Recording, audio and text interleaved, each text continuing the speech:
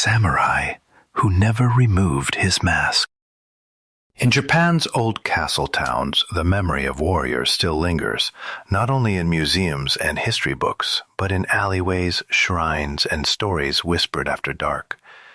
This tale comes from Kanazawa, where a narrow lane behind the Nagamachi samurai district is said to be haunted by a figure no one truly sees because his face remains forever hidden behind a mask.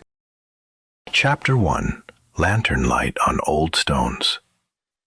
The rain had ended just before dusk, leaving the lanes of Nagamachi slick as lacquer. Earthen walls rose on either side of the narrow road, their straw-reinforced plaster glistening like the hides of sleeping beasts. Paper lanterns along a tea-house veranda breathed in the light wind, inhaling and exhaling amber. The traveler, someone who loved old places for their capacity to hold quiet, walked slowly so his soles would not splash, so he could listen to the city's older voice beneath the modern one.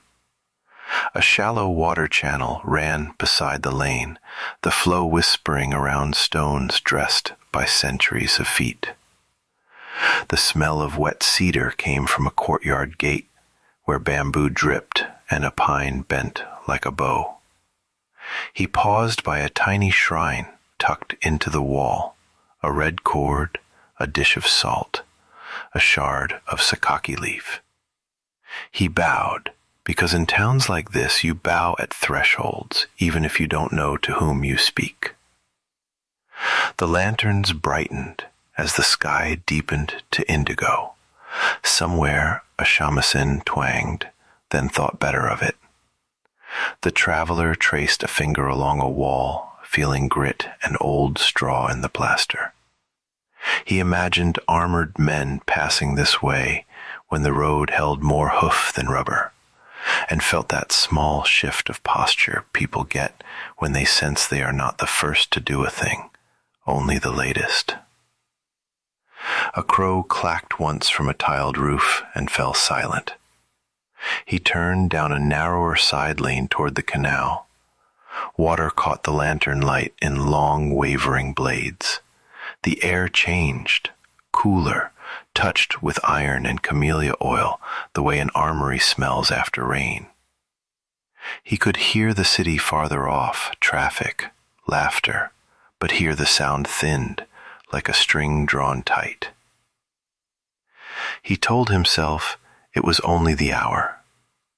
Then his own steps began to return to him with a precision that wasn't echo at all. Chapter 2.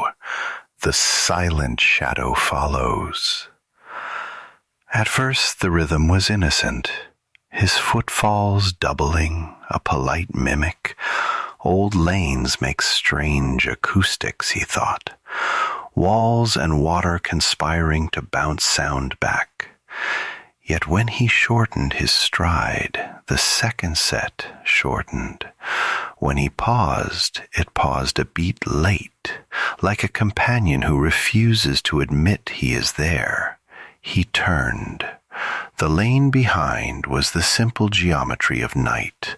Wall, water, lantern, no one.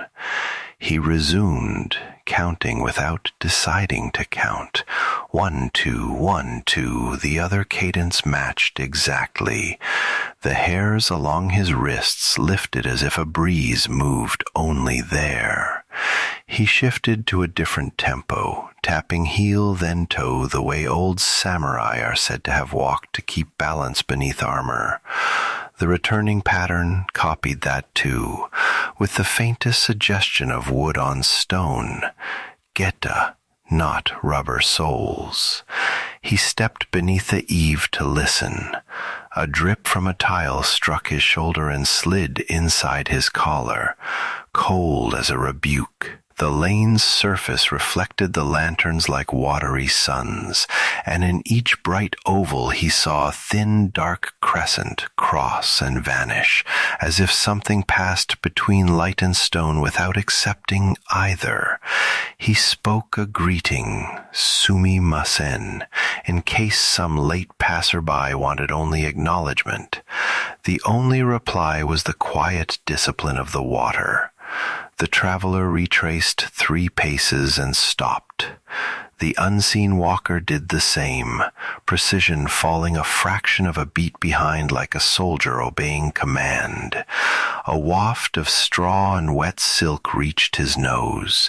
He turned again, slower, feeling the weight of attention collect on his back the way rain gathers at a hem. The lantern at the alley mouth flickered. Not from wind, but from the kind of breath people take before speaking. Still, no one stood there. Still, he knew someone had decided what he would do next. Chapter 3. The Mask in the Alley. Near the canal, a narrow cut branched off, scarcely wide enough for 2 men to pass without turning their shoulders. The traveler stepped in, meaning only to glimpse the water's surface. He saw him at once, because there was suddenly a place in the world the eye could not slide past. A taller darkness given edges, standing with a stillness that made the night around it look restless. Black lacquered kabuto with a crescent Mayday crest, a cuirass whose plates had drunk the rain, and the menpo, iron face, its mustache lacquered into an eternal sneer, its teeth bared like a boar's. The figure stood with weight slightly forward, balanced the way old manuals teach, knees soft, center low, breath hidden. The traveler could not see eyes behind the slits. He could feel them, the way you feel a hand inches from your cheek in a dark room.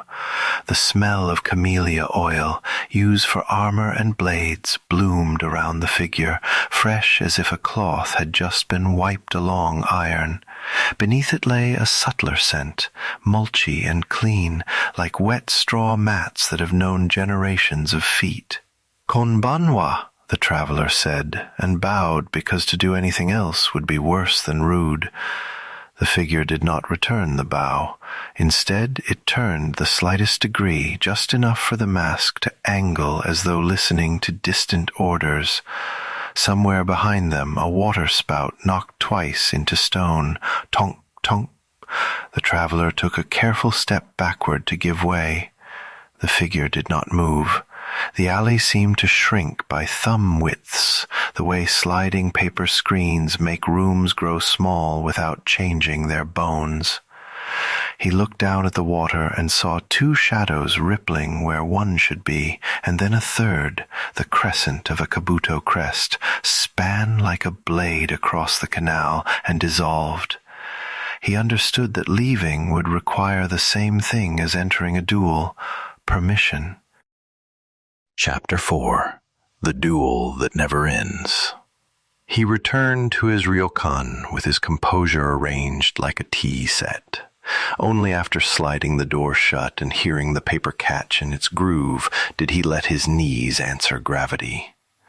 The innkeeper, a woman with the calm eyes of someone who has seen moods pass through rooms like weather, brought tea before he asked. "You went to the water lanes," she said. Not a question. "Sometimes the old retainer keeps the watch." She told him the version grandfathers had told hers, a retainer who failed to meet an appointment in the rain and lost a duel by absence. Shame makes a low roof. He swore before a household shrine never to remove his mask until he redeemed his oath. The Lord died, the household fell, the mask remained.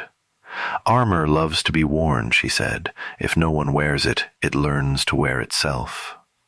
The traveler described the menpo, the scent, the silence that pressed like a palm. The innkeeper nodded and opened a drawer.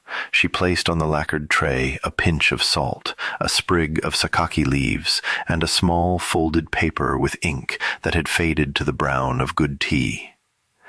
"If he attends you again, bow, place the salt and leaf, say, 'The road remembers your oath.' Do not run. Running makes you opponent. Standing makes you witness." "What if he challenges me?" the traveler asked, surprising himself with how the word fit the mouth.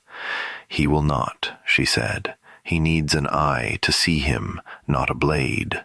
Sight is the last duel he can win. She slid the tray toward him.